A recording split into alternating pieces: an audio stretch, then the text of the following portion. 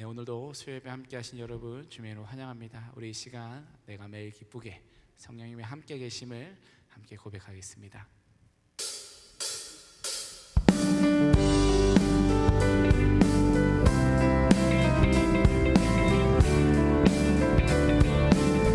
아멘. 내가 매일 기쁘게 순례의 길 내감이 주의 팔이 나를 안고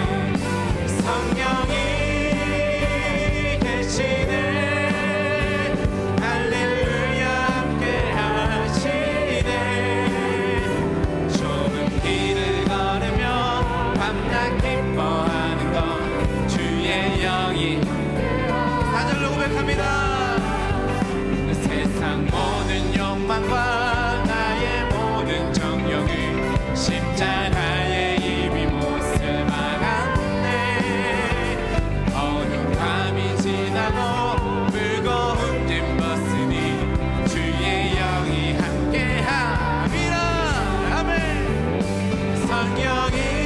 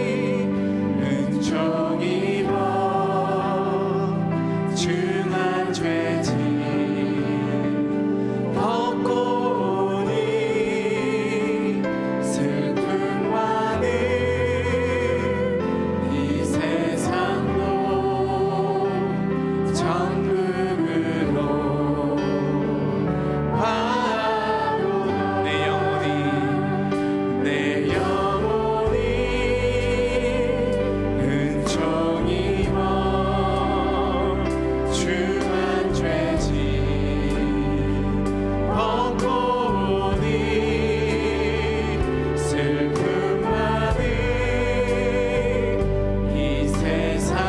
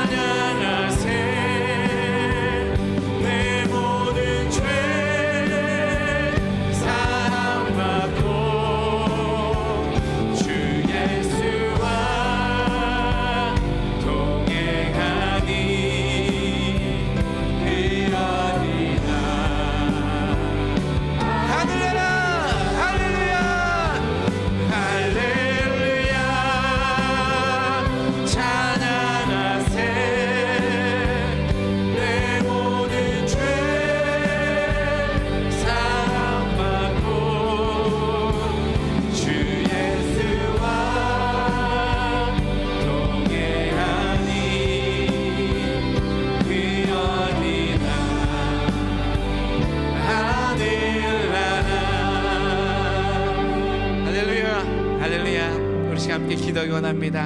하나님, 내가 성령님과 함께하기에 매일 기쁘게 걸어갈 수 있음을 믿습니다. 주님과 함께하는 그곳이 어디든 그곳이 천국임을 믿습니다. 아버지, 주님과 함께 동행하게 하여 주시옵소서.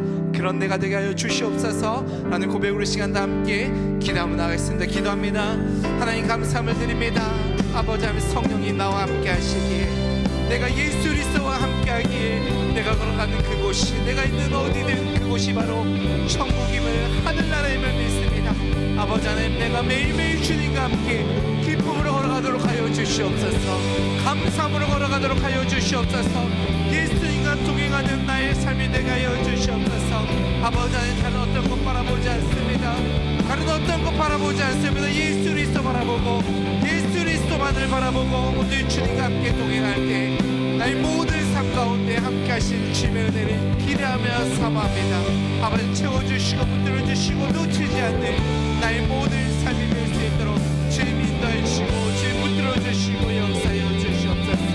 함께 하시겠습니다.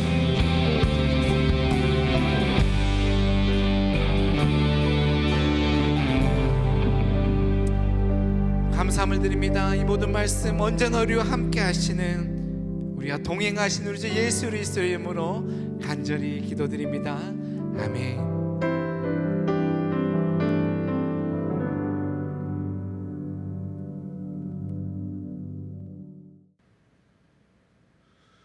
바람이 많이 부는 수요일입니다. 여러분 건강하게 하루하루를 지내시길 바라고요. 오늘 저녁 하나님께서 우리에게 주시는 하나님의 말씀을 함께 나누도록 하겠습니다. 창세기 17장입니다. 창세기 17장 15절 말씀부터 함께 보도록 하겠습니다.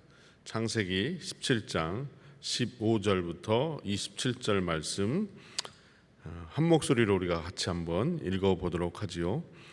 하나님이 또 아브라함에게 이르시되 내 아내 사레는 이름을 사레라 하지 말고 사라라 하라. 내가 그에게 복을 주어 그가 내게 아들을 낳아 주게 하며 내가 그에게 복을 주어 그를 여러 민족의 어머니가 되게 하리니 민족의 여러 왕이 그에게서 나리라. 아브라함이 엎드려 웃으며 마음속으로 이르되 100세 된 사람이 어찌 자식을 낳을까? 사라는 90세니 어찌 출산하리요 하고 아브라함이 이에 하나님께 아뢰되 이스마엘이나 하나님 앞에 살기를 원하나이다. 하나님이 이르시되 아니라 내 아내 사라가 내게 아들을 낳으리니 너는 그 이름을 이삭이라 하라. 내가 그와 내 언약을 세우리니 그의 후손에게 영원한 언약이 되리라. 이스마엘에 대하여는 내가 내 말을 들었나니 내가 그에게 복을 주어 그를 매우 크게 생육하고 번성하게 할지라. 그가 12두령을 낳으리니 내가 그를 큰 나라가 되게 하려니와 내 언약은 내가 내년 이 시기에 사라가 내게 낳을 이삭과 세우리라. 하나님이 아브라함과 말씀을 마치시고 그를 떠나 올라가셨더라.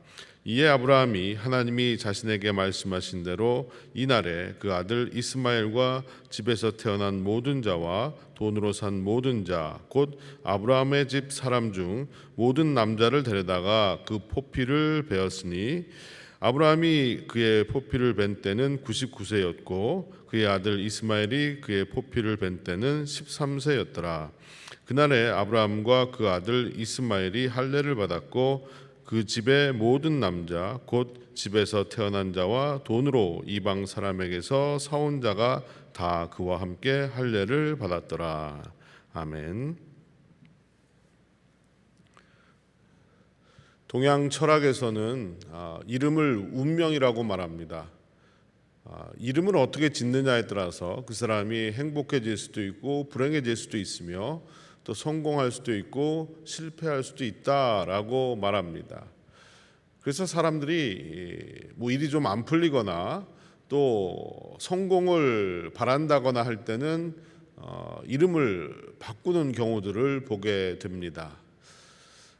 그렇다면 성경에서도 이름을 바꾸는 경우들이 있는데 성경에서도 똑같은 이유로 성공이나 출세를 하기 위해서 또 일을 잘 풀기 위해서 이름을 바꾸는 것일까요? 그런 것은 아닐 것입니다. 성경에서 이름을 바꾸는 경우는 하나님께서 인간들의 이름을 바꿔주시는 것이고요. 또 이름을 바꾸실 때는 하나님의 분명한 비전과 또 사명이 그 이름 안에 담겨져 있다라는 것을 알 수가 있습니다. 지난 시간 우리는 하나님께서 아브라함의 이름을 아브라함이라고 바꿔주신 것을 보았습니다. 존귀한 자라는 이름의 아브라함이었는데 그를 열국의 아버지라는 뜻의 아브라함이라고 바꿔주신 것이죠. 아브라함에게 하나님께서 사명을 주신 겁니다. 하나님의 뜻을 따라서 네가 앞으로 내가 준 그 사명에 의지해서 이 땅을 살아가고 또 너 자손들을 통해서 네가 열국의 아버지가 될 것이다 라는 사명을 이름을 바꾸심으로 말미암아 아브라함에게 깨우쳐 주신 것입니다. 자, 그렇다면 오늘 말씀에도 또 한 명의 이름이 바뀌는 것을 볼 수가 있는데요. 15절의 말씀을 한번 보겠습니다. 하나님이 또 아브라함에게 이르시되 내 아내 사레는 이름을 사레라 하지 말고 사라라 하라. 이번에는 아브라함의 아내였던 사레의 이름을 바꾸십니다. 원래 이 사레라는 이름의 뜻은 공주, 왕비 이런 뜻을 가지고 있습니다. 그 사레를 사라로 바꾸셨는데 사레와 사라는 의미상으로는 큰 변화가 없습니다. 그런데 하나님께서 특별한 의미를 추가로 부여해 주셨다는 거죠.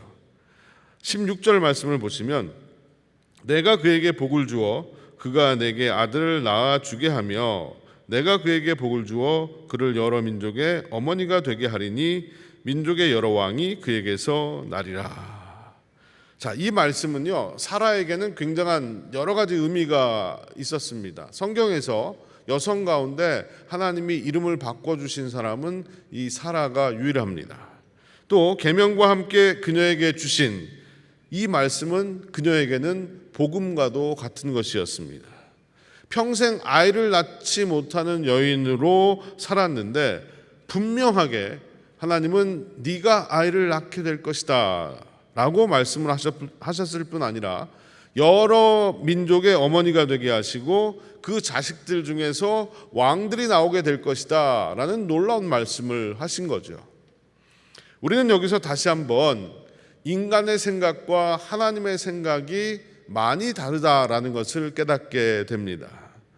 사레는 이미 자신이 어머니가 되는 것을 포기했습니다.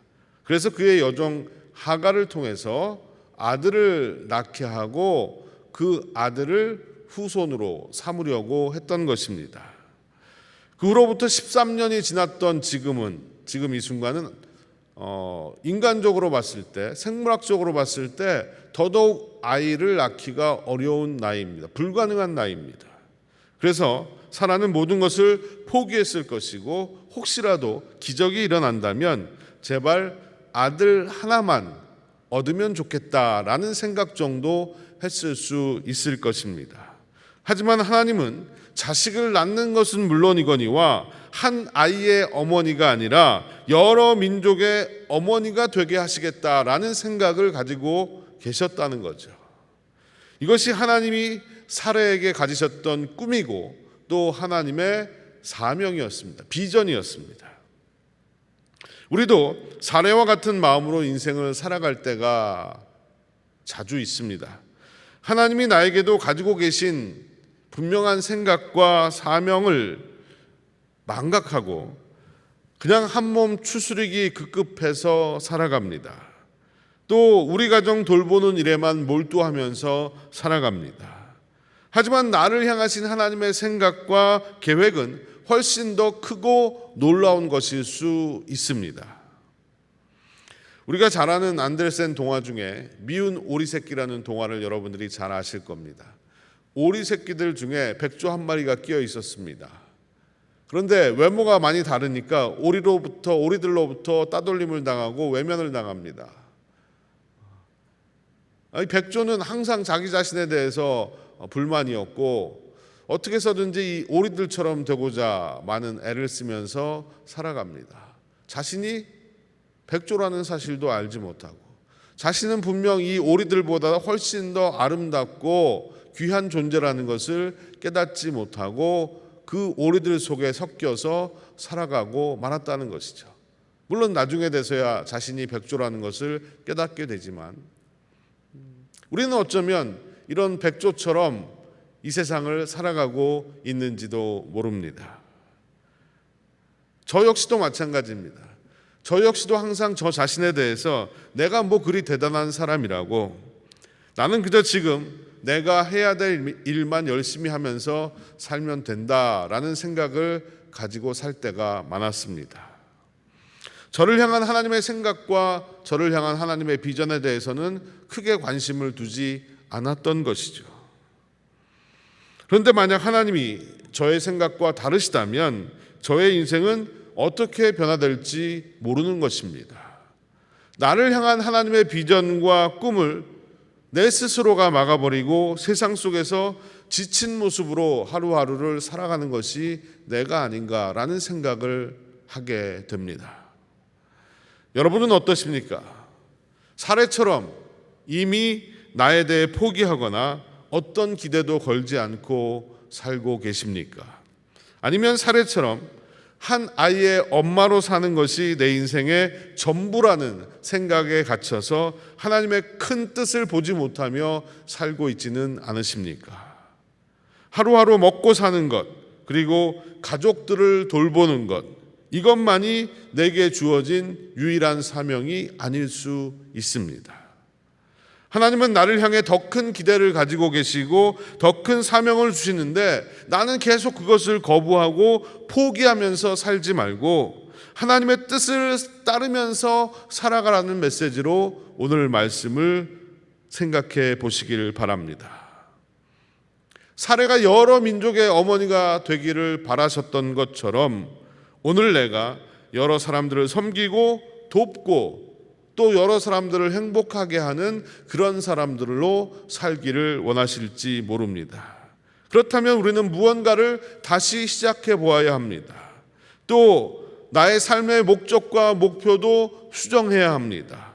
또 좀 더 새로운 것에 도전해 보아야 하는 것입니다.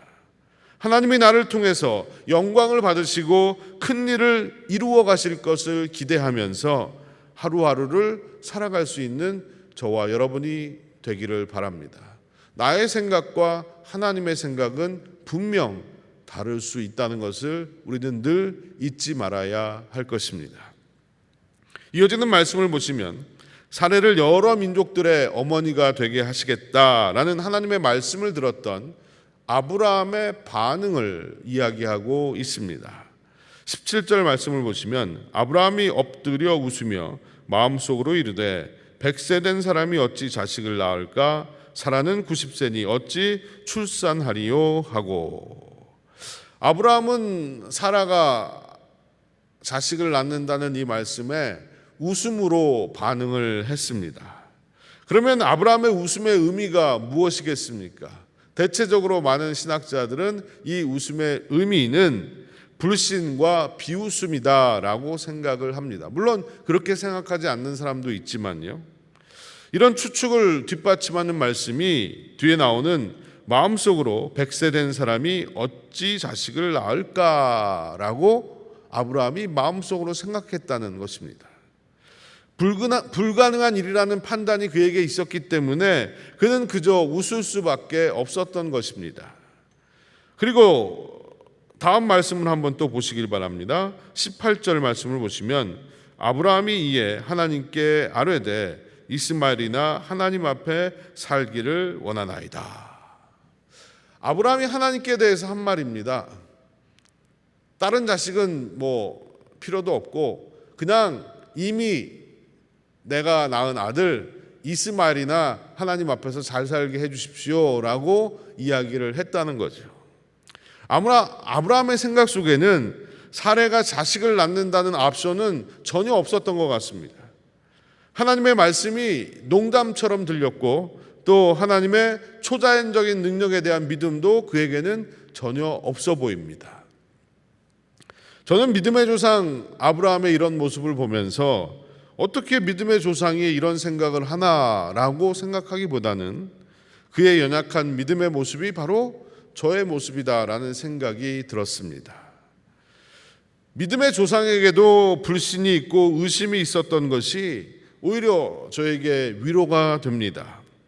하나님은 완벽한 사람을 불러서 쓰시는 것이 아니라 불안하고 모자란 사람을 부르셔서 아름답게 빚어가시는 하나님이십니다. 지금까지 아브라함이 우리에게 보여준 모습은요, 늘 오락가락하는 모습이었습니다. 종잡을 수 없는 모습이었습니다. 어떤 때는 믿음이 굉장히 좋게 보이다가도 어떤 때는 나만도 못하다라는 생각이 들 때도 있습니다. 그가 믿음의 조상이 된 것은 전적으로 하나님의 부르심 때문이었고 하나님의 은혜 때문이었습니다. 마찬가지로 여전히 불신 가운데 있고 의심하는 나를 하나님이 부르시고 자녀 삼아 주시고 지금도 무한한 은혜로 나를 이끌어 가신다는 것을 잊어서는 안 될 것입니다. 나를 살게 하실 뿐만이 아니라 그럼에도 불구하고 나에게 축복까지 내려주신다는 것이죠. 아브라함의 불신과 조소 섞인 말을 들으신 하나님께서 어떻게 반응하셨을까요? 만약에 제가 하나님이라면 아브라함의 귓방망이라도 한 대 때리시면서 하기 싫으면 관두라고, 너 말고도 내가 믿음의 조상을 삼을 사람들이 세상에는 너무나 많다고 라고 그를 내쳤을 겁니다. 그런데 하나님은 그렇게 하지 않으셨다는 겁니다. 19절을 보십시오. 하나님이 이르시되 아니라 내 아내 사라가 내게 아들을 낳으리니 너는 그 이름을 이삭이라 하라. 내가 그와 내 언약을 세우리니 그의 후손에게 영원한 언약이 되리라. 저는 이 장면이 참으로 눈물겨운 장면이라고 생각을 합니다. 조건 없는 아버지 하나님의 사랑을 우리에게 보여주시는 겁니다. 네가 어찌 생각하던 간에 나는 너를 택한 아버지이고 너는 내가 택한 백성이다라는 사실을 분명하게 말씀하십니다. 그리고 내가 너에게 축복으로 아들을 허락해 주겠다라고 말씀을 하십니다. 그리고 그 아들의 이름까지 말씀해 주셨는데 그 아들의 이름이 무엇입니까? 이삭입니다. 이삭의 이름의 뜻은 그가 웃다라는 뜻입니다. 하나님은 참 재미있으신 분이십니다. 아브라함의 웃음을 그냥 넘기지 않으시고 낳을 아들의 이름을 그가 웃다라고 지어주셨습니다. 아마 아브라함은 이삭의 이름을 부르면서 자신이 하나님을 불신했던 때와 그럼에도 아들을 주신 하나님의 은혜를 생각하지 않을 수 없었을 겁니다. 이삭을 바라보며 자기도 모르게 웃음이 나왔을 겁니다. 여러분, 하나님은 우리를 웃게 하시는 분이십니다. 비웃음이 변해서 진정한 웃음이 되게 하셨습니다. 불신이 변해서 믿음이 되게 하셨습니다. 또 의심이 변해서 확신이 되게 하셨습니다. 이런 하나님을 체험한 아브라함은 창세기 21장에 가면 기꺼이 하나밖에 없는 자신의 아들 이삭을 하나님 앞에 제물로 내어놓는 놀라운 믿음의 모습을 우리에게 보여주었던 것입니다. 그렇습니다. 하나님은 지금도 나의 믿음을 만들어가고 계시고 빚어가고 계십니다. 처음부터 대단한 믿음은 없습니다.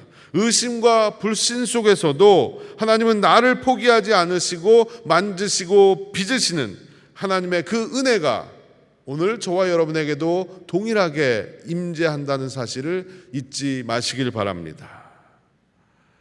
이 하나님을 늘 기억하시고 더 큰 믿음의 사람으로 변화되는 저와 여러분이 되기를 간절히 축복합니다.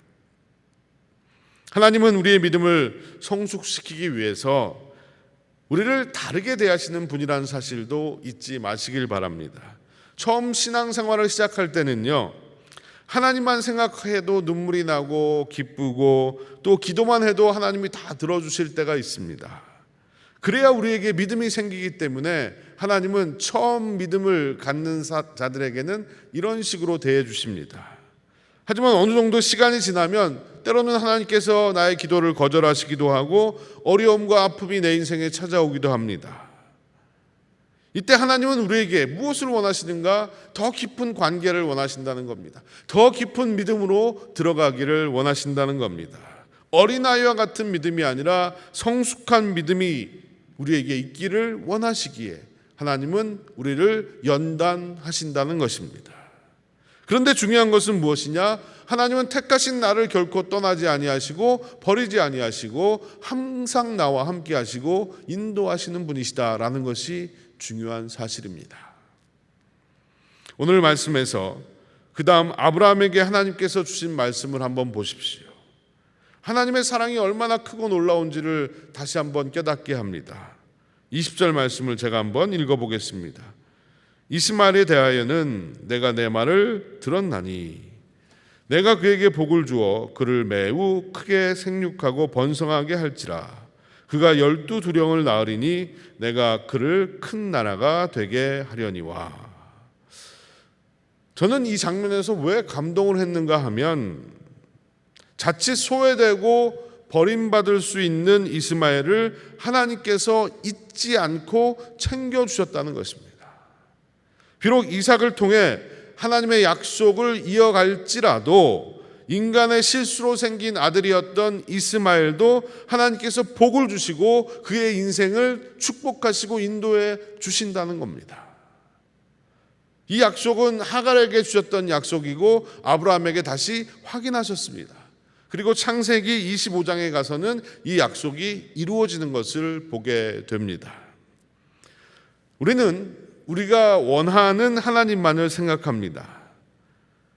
하나님이 나만 사랑하기를 원하시고 우리 편만 사랑하기를 원하시고 내 식구만 돌보기를 원하는 매우 이기적인 생각을 할 때가 있습니다. 우리 안에는 하나님께서 내 편이 아닌 다른 사람에게 잘해주지 않았으면 하는 그런 마음이 있다는 것입니다. 우리는 하나님을 너무 제한적으로 그리고 자기중심적으로 이해하려고 합니다. 하지만 하나님은 우리를 사랑하십니다. 그리고 우리의 원수도 사랑하십니다. 하나님은 남한 땅만을 사랑하시는 것이 아니라 북한 땅도 사랑하십니다. 하나님의 눈물이 북한 땅을 향한 하나님의 눈물이 지금도 있다는 것을 우리는 잊어서는 안 될 것입니다. 하나님은 이스라엘만 사랑하시는 것이 아니라 다른 민족들도 사랑하십니다. 바로 이런 분이 하나님이시라는 거예요. 하나님은 인간처럼 너무 좁고 쪼잔하지 않으시다는 겁니다. 하나님은 넓고 크고 영원하신 분이십니다. 하나님이 예수 믿는 사람에게만 빛을 비춰주시고 예수 믿지 않는 사람들은 어둡게 하시느냐? 그게 아니라는 거죠.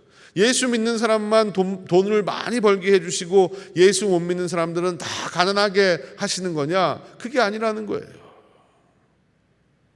하나님은 사라의 후손도 축복해 주셨고 하갈의 후손도 축복해 주셨습니다. 하나님은 어느 민족 누구나 주께로 돌아오기를 원하십니다. 이것이 우리가 복음을 전해야 되는 이유이고 이슬람도 힌두도 모두 하나님께로 돌아와야 될 이유라는 것입니다. 종교가 다르고 인종이 다른 사람들과 함께 사는 길은 우리가 아버지의 집으로 다시 돌아가는 것밖에는 없습니다. 집을 나간 탕자가 회개하고 아버지의 집으로 돌아온 것처럼 우리들 모두는 형제를 미워한 것에 대해서 회개하고 아버지의 집으로 돌아와야 한다는 것입니다. 하갈도 탕자이고 사레도 탕자입니다. 사레를 미워한 하갈도 회개하고 아버지의 집으로 돌아와야 하고 하갈을 미워했던 사레도 회개하고 아버지의 집으로 돌아와야 했던 것입니다. 우리는 다른 종교, 다른 민족, 다른 나라 사람들에 대해서 심한 편견을 가지고 그들을 멸시하고 멀리하면서 살아가지만 하나님은 모든 사람을 품에 안으시고 또 포용하시고 사랑하시는 분이 하나님이시다라는 사실을 오늘 이 말씀을 통해서 우리가 분명하게 기억해야 합니다. 다시 한번 우리의 편견의 벽을 깨고 복음을 나누고 사랑하는 저와 여러분이 되었으면 좋겠습니다. 제가 말씀을 준비하면서 요즘 했던 말 중에 중국인들, 또 인도인들, 무슬림들, 히스패닉 사람들을 향해서 제 편견을 드러냈던 말들이 생각이 났습니다. 그들은 욕심이 많고 거짓말만 하고 약속을 안 지키고 폭력적이다. 결코 상대할 사람들이 아니고 기대할 사람들이 아니다라는 말을 제가 했었습니다. 그러나 하나님은 이스마엘도 축복하시고 그를 돌보셨다는 이 말씀을 보고 회개하지 않을 수 없었습니다. 혹시라도 여러분들 가운데 이런 편견 가운데 계시다면 하나님의 마음을 깨닫고 하나님의 마음으로 살게 되시기를 간절히 축원드립니다. 하나님은 누구이든 하나님 앞에 돌아오고 하나님의 자녀가 되기를 원하시고 또 그에게 축복하기를 원하십니다. 이번 한 주도 이 하나님의 마음으로 살아가는 저와 여러분이 되기를 간절히 축원드립니다. 기도하시겠습니다. 살아계신 주님, 오늘도 살아계셔서 연약한 인생을 돌보시고 지키시고 역사하는 분이신 줄로 믿습니다. 우리의 생각은 늘 좁고 얕고 자기중심적임을 고백합니다. 하지만 하나님의 생각은 넓고 크고 또 다른 비전과 또 사명이 늘 있음을 기억합니다. 아버지 하나님, 하나님의 사명, 하나님의 비전을 잊지 않고 살아가는 우리가 되게 하여 주시옵소서.